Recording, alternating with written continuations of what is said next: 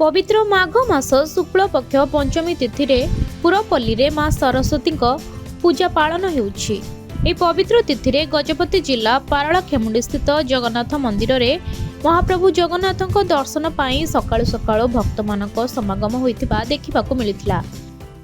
सर्वप्रथमे तो समस्त को श्री पंचमी शुभेच्छा जनाऊे। आज तो जेहेतु एक बहुत गुरुत्वपूर्ण दिन विद्यार मध्य आरंभ हो ठीक से हीपरि आज आम भक्त मैंने माँ बागदेवी को पूजा करने सहित जगन्नाथर आराधना करुँ। कारण है जगन्नाथ श्रीफल धारण करमती विद्यार जमी आरंभ हो ठीक सेमती भगवान सृष्टि संचालन आरंभ कहले अत्युक्ति हम ना।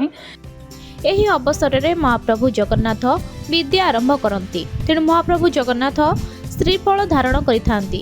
गोटे हाथ में श्रीफल आ गोटे हाथ में बेत धरती एवं बसंत वस्त्र परिधान करिथांती।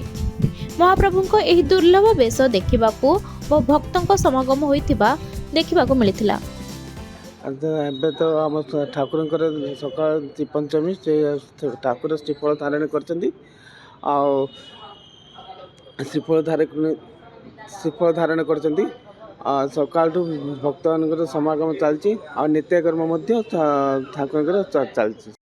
गजपति हेमंत प्रधान का रिपोर्ट, खबर ओडिशा।